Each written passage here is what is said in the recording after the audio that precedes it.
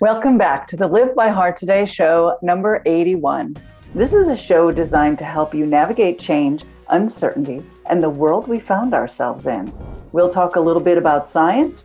We'll talk a little bit about how our body works, a little bit about intuition, and we talk a lot about transformation. Live by Heart Today is brought to you by wearehistorically.com. Conscious Human Apparel. Raise your vibration and energize your life with specialized Fibonacci tuning forks that deepen meditations and empower self-healing. Get your vibrational sound tools for personal enhancement at energybodytuners.com. Hello, I'm Dawn Spiegelberg, medical intuitive and coherence coach. This show is in our new pilgrimage series. Today's theme is Add Heart. With me for today's heart-to-heart discussion is my guest, Dr. Walter, homeopath. Hello, Walter. Thank you so much for joining me today. Hi, Dawn, and thanks. We've known each other for a little while now, and you had first contacted me about all this heart stuff. Tell me, why did you agree to be on the show with me today? The topic, the theme is interesting, Live by Heart, and more than interesting, it's real. I think we don't go to the heart first, but it's always there and communicating. So I'm going to enjoy this opportunity to see what we can not just talk about, but talk from. It's going to be an interesting conversation because it's going to be spontaneous, so far as I'm concerned, and I'm curious to see where it leads, because it's going to be, I think, something that will take us towards authenticity, I would hope.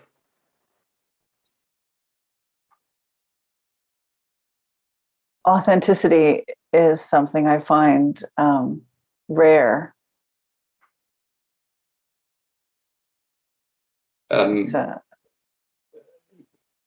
Whereas I tend to stumble across it all the time. It can be painful.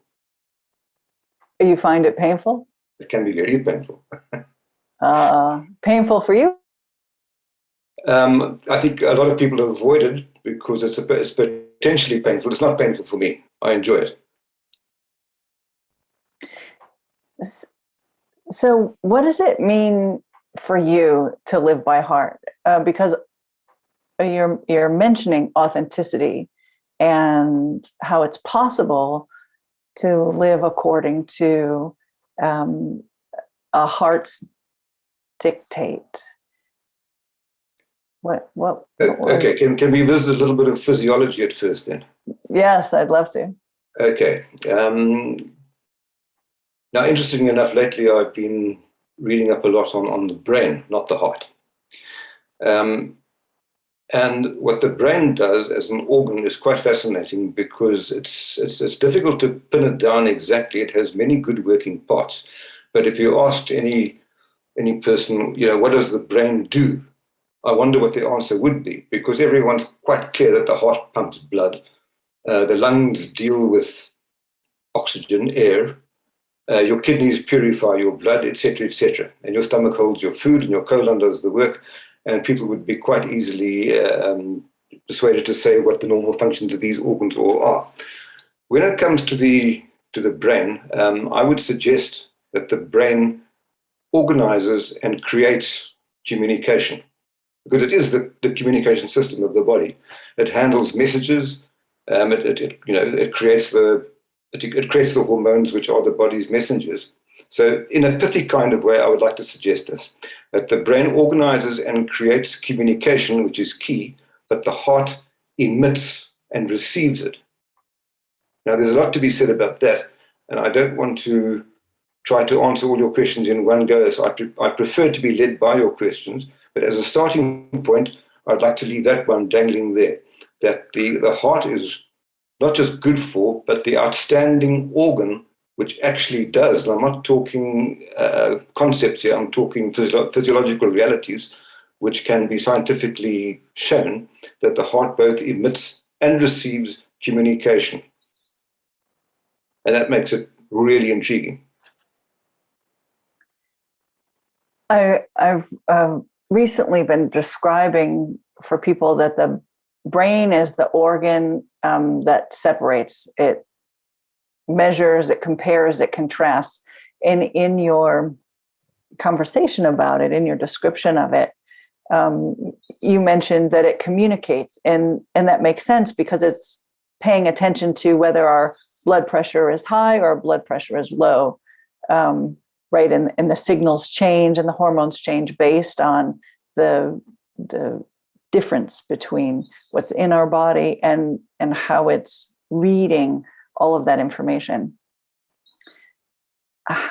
What do you notice about people in the way they use their brains and their mind? Are you making those synonymous, the brain and the mind? I find the word mind to be very tricky because it's a concept.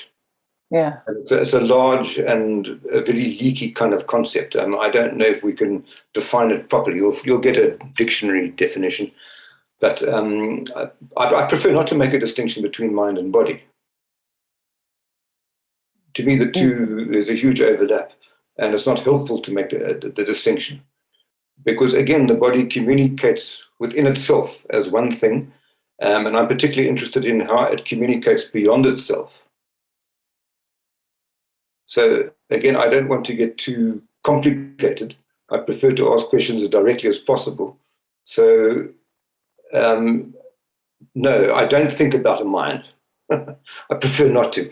I'm happy to read the research on the brain and to see what that says, and that can be very fruitful and elucidating. I've studied philosophy. It becomes overcomplicated in the end because it's words against words and words with words and words underlying words. And I've been an English teacher for a long time. I've taught English at university. Words can become too complicated at the end, which is why the heart is a good idea, because it tends to speak very spontaneously and very directly. When you get to hear people and communicate at that level, then you often you do bypass words. You don't need them when you're. I'm going to use your theme. When you're adding heart, words are often unnecessary.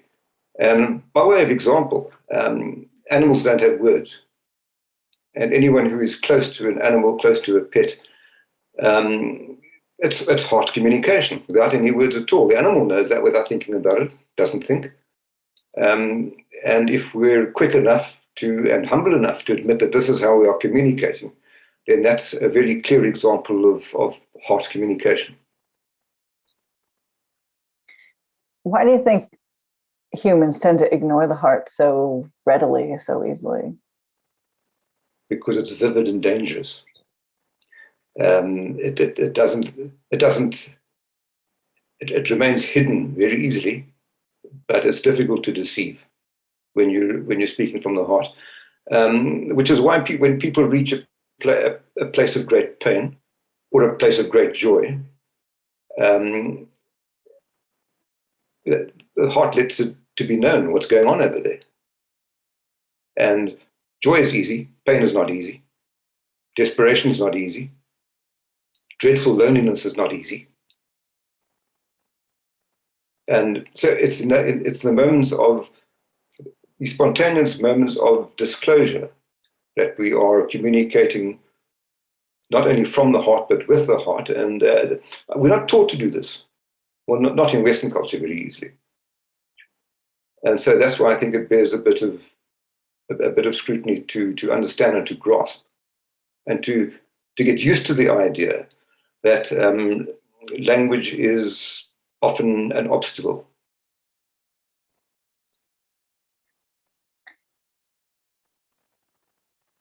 I believe I heard you say that the heart is constantly expressing itself. How is it that someone can become more comfortable with what their heart is expressing? How does one become comfortable? Is that what you're... Ask. Well, we live in a society where people are constantly thinking, and thinking is heavily stressed. Thinking is, applauded, and people aren't experiencing what's going on underneath their head. Uh-huh. Okay, so intuition comes into play here, and one needs to be schooled. Yeah, that's not a bad word. One needs to get used to using and becoming a bit more sophisticated in your sensitivities in connection with intuition, and that's almost pre-linguistic. I do believe that we lose intuition as we move from babyhood through toddlerhood into childhood, and by the time we're adolescents, intuitive communication is going to lag way behind the demand for rational communication in education and elsewhere. And it doesn't have to be that way.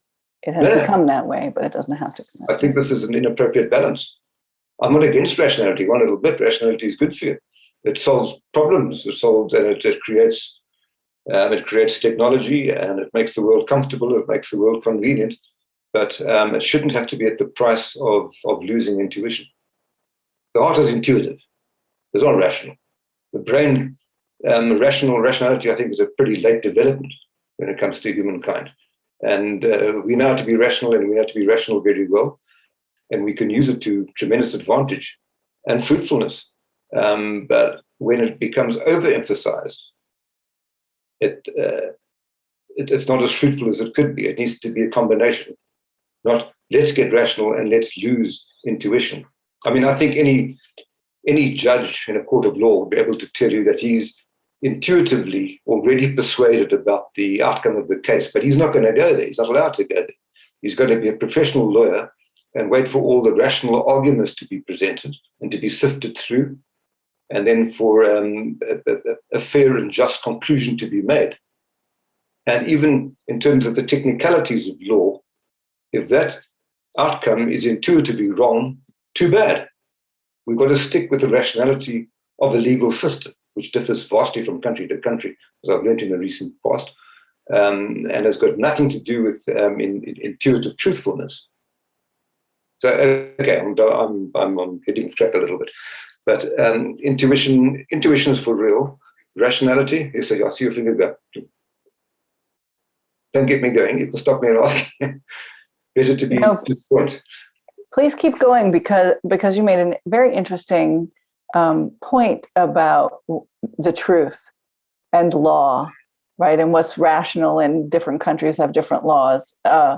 And so would you say that our hearts are attuned to truthfulness? Succinctly, yes. Look, let's just deal with the word heart for a moment. It's an organ by definition. But in the sense that we're talking about it now, it's metaphoric in the best sense of all. Because it stands for something, and you and I are going to be hard put, I think, to define what it stands for in its metaphoric sense, in its sense of being central, in its sense of being the interior key to everything. Okay, for instance, I spent quite a lot of time reading up and getting into and practicing to an extent Zen Buddhism. And the reason why I did that, not because I want to be a Buddhist, but I became interested in getting to the heart of everything. And at the same time, I was interested in getting to the heart of Christianity. Now, there was a Jesuit whose name I've forgotten, who wrote a book called Zen Spirit Christian Spirit. And he was at pains to get to the heart of the matter, whatever the matter was. And he wrote quite cleverly. But the direction of where he was going with his writing encouraged me to think that surely there's a shortcut always to the heart of everything if we're prepared to be truthful. And obviously we seem to assume that it's difficult to get to the heart of things. I don't always believe that. I think that if people are open and trusting, it's easy, but people are not open and trusting for very good reasons. Either they've been frightened off it, or they don't know how to do it. There could be a variety of reasons. But I do believe that if one if one wants to, if the desire is there, to get to the heart of the matter, whatever the matter is certainly achievable. And one gets to the heart of oneself, if you like, with personal intuitive openness. Now, this is something that doesn't come easily necessarily, because again, not everyone is brought up in happy circumstances, and you learn to confuse yourself. But I've once heard it said that there would be a lot less depression and probably a lot less mental disease in the world if people would simply have the freedom to say to themselves, I'm hopelessly and utterly confused, and I do not know what to think or feel. And if one had the freedom to say that to oneself, then one could take a step forward towards intuitive clarity.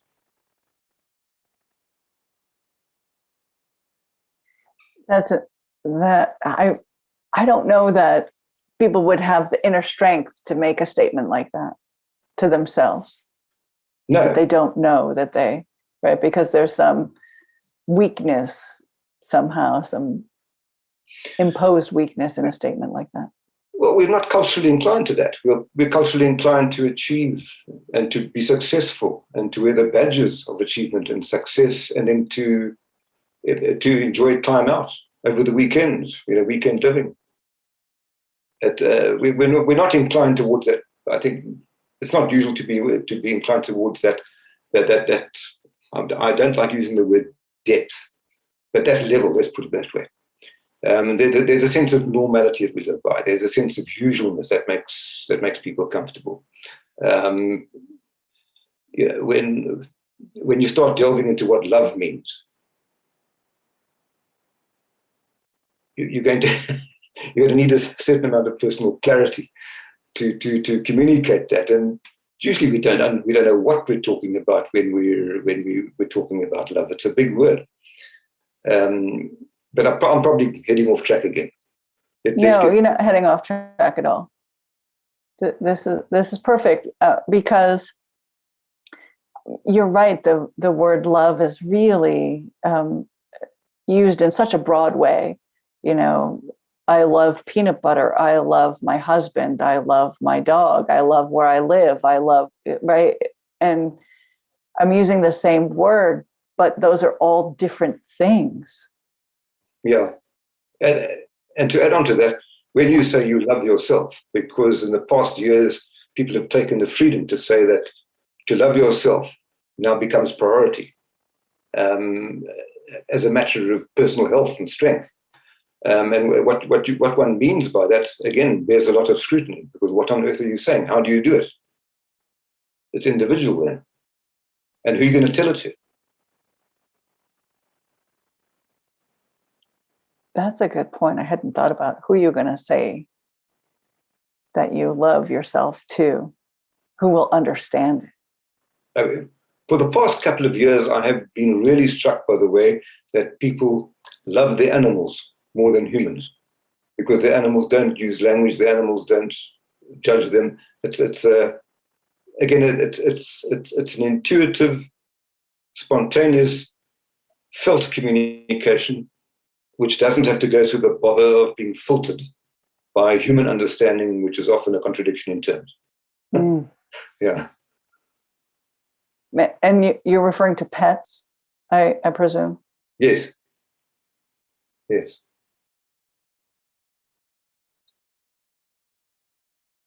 Yeah.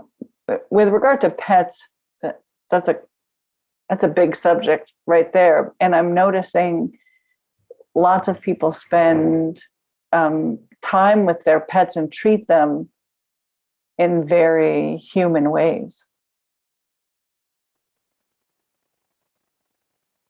They do, yes. Often better. And that's an interesting concept. What's going on with their pet, that they're treating their pet better than they might treat their spouse or their child. Or themselves. Sometimes the pet has to bear a great deal of personal grief without knowing what on earth is going on. Yeah. Yeah. Yeah, not always fair. Anyway, I'm not quite sure why I got into the subject of pets like this, because I didn't intend to, but I went there. Yeah. So Would you say that heart communication is cleaner than head communication? More direct? Yeah, I would say so. Less attachments? Yes, far more direct. And I'm going to revisit this word intuitive again. I do sense that you actually pick up what another person is communicating from the heart if you've taken the time and the trouble to practice it from far away, very acutely when they're near, and sometimes even to the extent that they're not aware.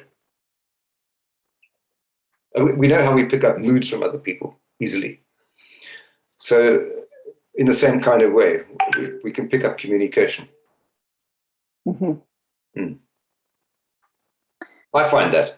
I mean, I appreciate that's not everybody's thing, but I find that to be more and more inescapable. I don't always like it, but I always find it valuable.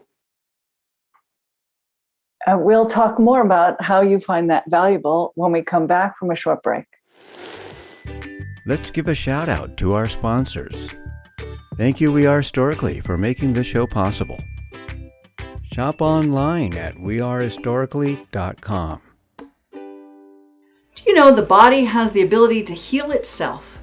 This is an amazing gift that we all really take for granted. Think about it. When you cut your finger, do you have to focus on clotting the blood? It does so automatically and with no conscious effort on your part. That's not only true for scrapes, but it's true for everything about your body. In fact, if you have a condition that your body is struggling to heal from, then it doesn't have the tools necessary to overcome it and be whole. I specialize in discovering the cause of symptoms so that the body can heal itself. Clients feel better, move better, and live better. Call, text, or email. Live by Heart today. Raise your vibration and energize your life with specialized Fibonacci tuning forks to deepen meditations and empower self-healing. Get your vibrational sound tools for personal enhancement at energybodytuners.com. Welcome back to the Live by Heart Today show. With me is my guest, Dr. Walter, and we're talking about heart communication, how to live by heart. And Walter, my question for you is, with it a skill that we don't learn in society in the same way that we learn to tie our shoes or learn to brush our teeth or other kinds of practical things, do you have suggestions for people to practice living by heart? Sure. Probably the best way to start is by learning how to relax a bit more. We are often not encouraged to live in a relaxed way. Again, it's all about achievement and success and wearing the badges thereof. And I think the easiest way to learn to relax more is to become more conscious of breathing. That's the simplest. Whereas we can't control a lot of what happens in terms of our physiological processes, we can control our breathing, and this has been used by many people to enter into and develop meditative states and so on. But for me, it's highly functional and practical just to become aware of breathing and to make a point of breathing on purpose, and that helps one to relax almost instantly as you become aware of that. Another practical way is by noticing. And by noticing, I don't necessarily mean the cerebral noticing. Visual, yes, but using every sense possible. Because when you are slowing down to notice, I think that you're getting closer and closer to a central place of realizing. And thus, when you slow down to smell the coffee, listen to the birds, take in what is immediately around you and in front of you. Yesterday, I took a walk. I accompanied a friend to the dentist, and while he was at the dentist, I simply walked up and down the road of this village that I'd never been in before. And I made a point of taking photographs of buildings, of chimneys, of roofs, of snow on the pavement, lamp poles, And if I could have recorded smells as well, I would have, although there weren't terribly many of them. I did notice 2 or 3 different kinds of smells of the car's petrol, of the gas, of diesel, I suppose, as well, because it was all quite different. But this I find to be a very helpful exercise in terms of slowing down and getting closer to the spontaneity of what is communicated in the moment, which I think links with heart communication, rather than a purely cerebral and rational exchange of ideas and words and concepts. You're reminding me of those moments when people are first in love or first infatuated, because our awareness changes. And I think it's a very a great example and an acute experience of what you just mentioned, being aware of breath and breathing and slowing our breath, noticing, and also being present. And most people have experienced being in love at some point in their life. And if we think back to those moments, those 3 things are part and parcel for being in that experience, the honeymoon phase of relationships. Yeah. And I know there are a lot of programs, a lot of marriage counseling tips and tricks, and I don't know very many who mention those 3 things to spark the fire in a relationship again. And I think that's how we can, 1, learn to love other people, but also it seems like the foundation for also loving ourselves too. I think that to add on to that, the art of listening has become largely a lost art, deep listening. Being able to take in at every level, to at the greatest extent possible, what the other person is not only saying but communicating. I think to hear someone as deeply, as widely, as much as possible is an aspect of love itself. I don't know that anyone is talking about that. I think you should spend more time talking about that. Well, what does it mean to hear properly? Music. Let's go to music. Now, I play music. I'm a bit of a musician. I like laid back, impromptu jazz. But I enjoy almost every kind of music. And when I listen to music, I know it moves me centrally, heartfully, deeply, sometimes overwhelmingly. I've learned to enjoy that overwhelmingness, because it's, I suppose I enjoy intensity more than most, and therefore I enjoy the intensity of music. And I find that the human voice is intriguing, because to me the human voice is a musical instrument, and it can tell you from far off what it's saying. You don't listen to the words. Okay, a bit of background here. I was brought up in a very sort of conservative Christian setting, and from the moment I could sit and not cry, I was made to listen to sermons. And I think that taught me a lot, because I was too young to listen to the words. They scared the daylight out of me as I became older and recognized something of what they said, because they were all about God and heart and love and things like this. And they were big words with huge concepts, with vast implications. But more than that, the point that I'm making now, the voice uttering them. And I guess I was fortunate enough to listen to many, many, many Irish preachers. And they certainly knew how to use their voices. And their voices were vehement, pleading, cajoling, admonishing, sternly warning. They could convey every kind of message just by the timbre and the tone of the voice. And that's why I say I do think that the human voice, obviously it can sing, it's a musical instrument, but even when we're speaking spontaneously and not strategically like a lawyer, or a politician who they have an agenda. Yeah, the heart has no agenda. I'd like to make that point. The heart has no agenda whatsoever. It's far too naive. It's far too innocent. I suppose Shakespeare would have a few things to say about that. Maybe not. And I suppose the Bible will have a few things to say about that as well. But from my point of view, I think that I do think, and as a matter of fact, I'm allowing myself to think aloud now. Just today, I was reading what Solzhenitsyn was saying about the heart, and he wasn't saying this at all. So it'd be interesting to have a conversation with him. He was saying that if you draw a line through every heart, you're going to find the good and the evil therein. Okay, it's philosophical. I'm not going to go there now. I'm thinking of the heart as a communicative organ. And as a communicative organ, I do think that there's a spontaneity there and an innocence there. Actually, I'm going to lose the word naivety. That's not a good word to use in respect of the heart.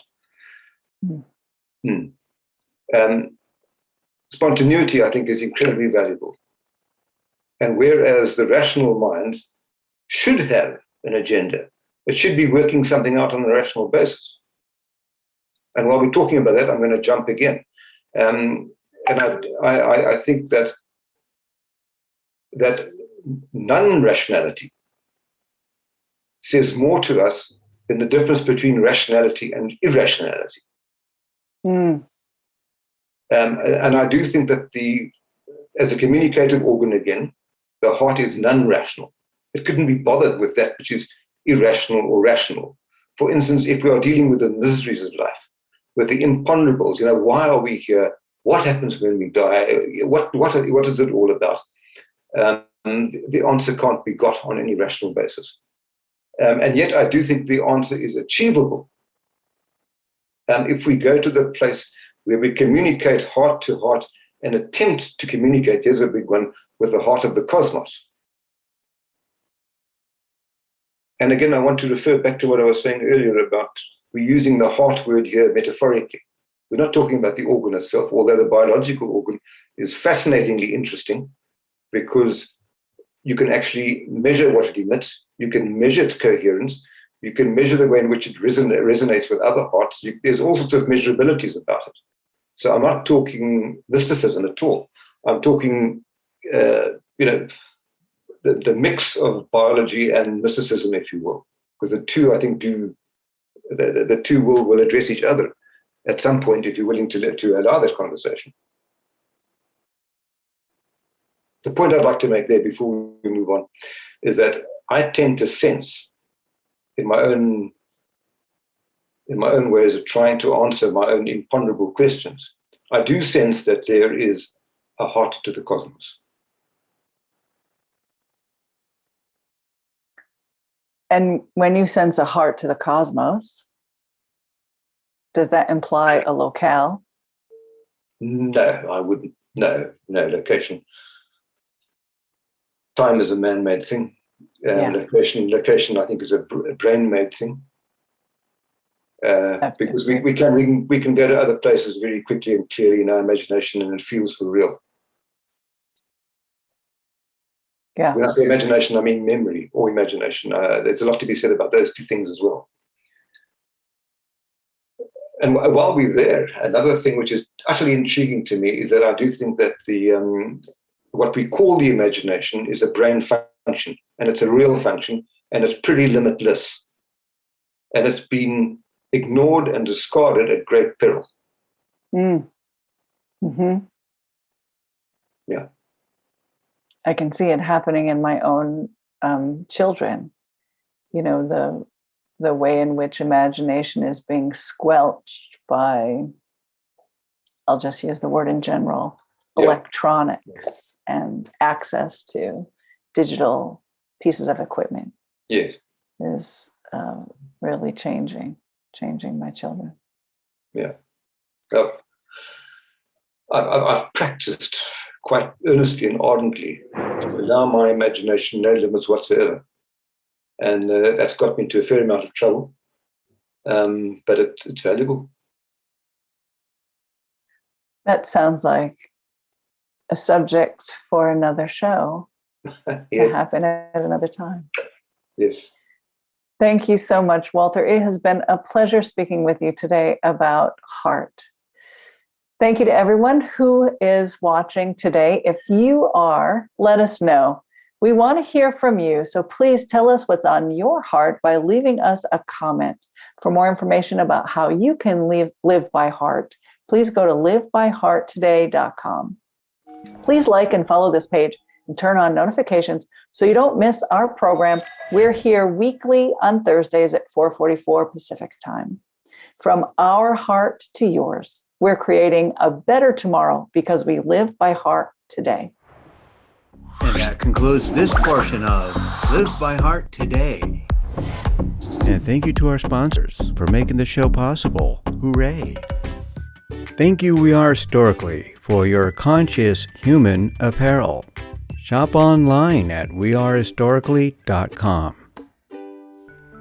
Level up your life and raise your vibration with specialized Fibonacci tuning forks. Get your vibrational sound tools for your personal enhancement at energybodytuners.com.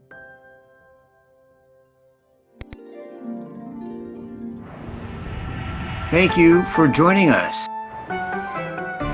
Have a happy always. View more episodes on our website. That's a perfect place to take a break.